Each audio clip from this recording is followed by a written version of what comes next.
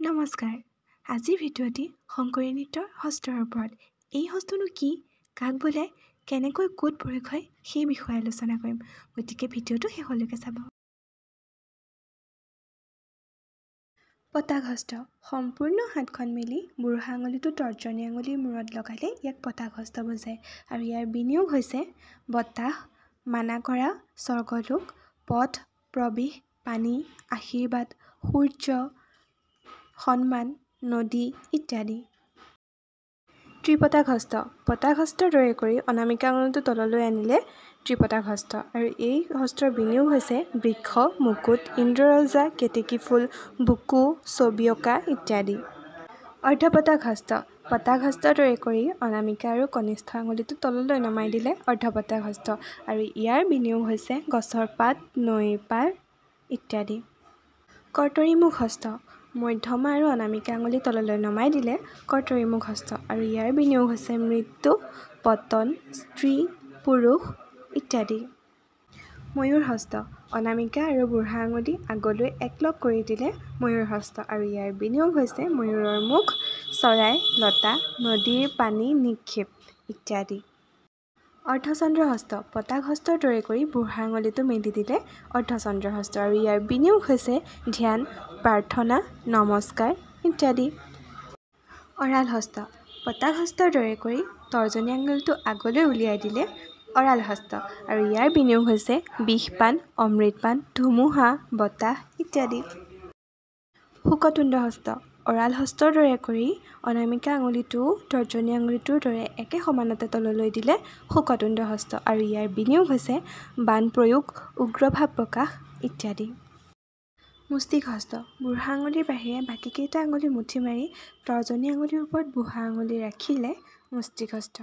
বিনিয়োগ হৈছে যুদ্ধ কৰা, দৃঢ়তা, চুলিত ধৰা বা কোনো বস্তু ধৰা ইত্যাদি।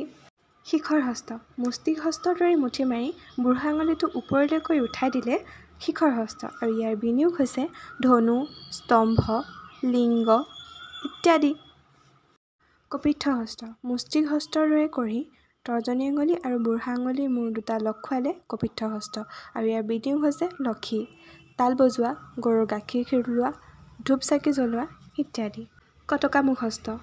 কপিত্থ হস্তৰ দৰে তৰ্জনী আঙুলি আৰু মধ্যমা আঙুলি বুঢ়া আঙুলিৰ মূৰত লগালে কটকামুখ হস্ত।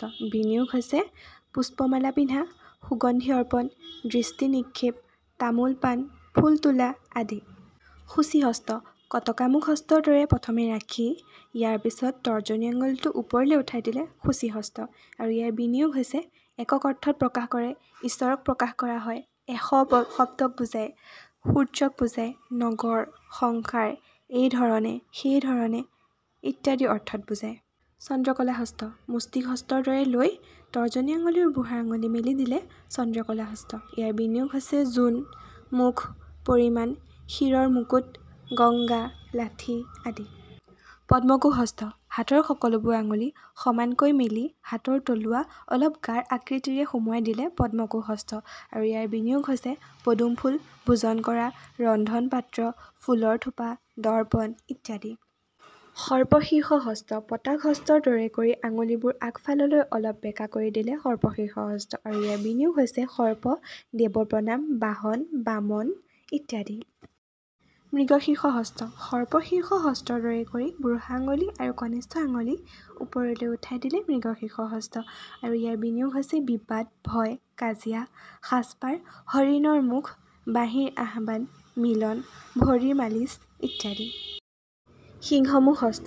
মধ্যমা আৰু অনামিকা আঙুলি তললৈ নমাই বুঢ়া আঙুলি স্থাপন কৰি তৰ্জনী আৰু কনিষ্ঠ আঙুলি ওপৰলৈ মেলি দিলে সিংহমুখ হস্ত।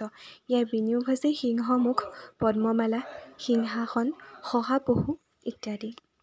কাংগুল হস্ত। পদ্মকোষ হস্তৰ অনামিকা আঙুলি বেঁকা কৰি হাতৰ তলুৱাত লগালে কাংগুল হস্ত আৰু ইয়াৰ বিনিয়োগ হৈছে নুপুৰ, নাৰিকল ইত্যাদি। অলপদ্ম হস্ত।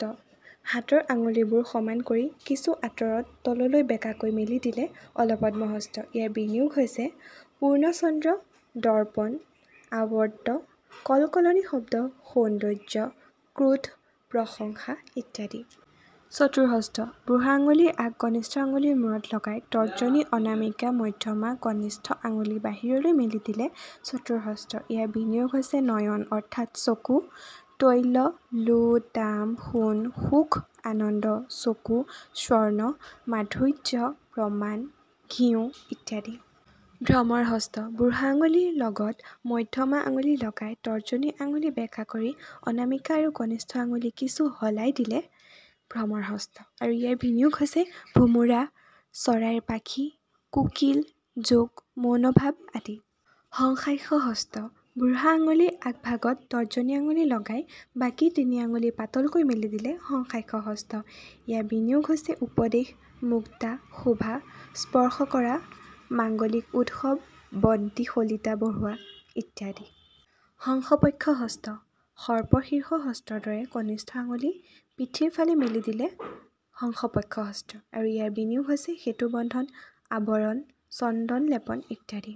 খণ্ডংশ হস্ত পদ্মকোষ হস্তৰ দৰে কৰি আঙুলিবোৰ ক্ৰমান্বয়ে খৰকৈ ওচৰ চপাই পুনৰ মেলি দিলে খণ্ডংশ হস্ত আৰু ইয়াৰ বিনিয়োগ হৈছে পতংগ, বলিদান, পূজা, মহাভয়, প্ৰবল আদি। মুকুল হস্ত হাতৰ পাঁচোটা আঙুলিৰ আগভাগ একেলগে মেলি দিলে মুকুল হস্ত আৰু ইয়াৰ বিনিয়োগ হৈছে ভোজন, নাভি, চুম্বক, ভেটফুলৰ কলি ইত্যাদি। তাম্ৰচূড় হস্ত মুকুল হস্তৰ তৰ্জনী আঙুলি খুলি আগভাগ বেঁকা কৰি দিলে তাম্ৰচূড় হস্ত আৰু ইয়াৰ বিনিয়োগ কুকুৰা, বগলী, উট ইত্যাদি। ত্ৰিশূল হস্ত মাজৰ তিনিটা আঙুলি ওপৰলৈ উঠাই দিলে ত্ৰিশূল হস্ত আৰু ইয়াৰ বিনিয়োগ হৈছে ব্ৰহ্মা, বিষ্ণু, শিৱ ইত্যাদি।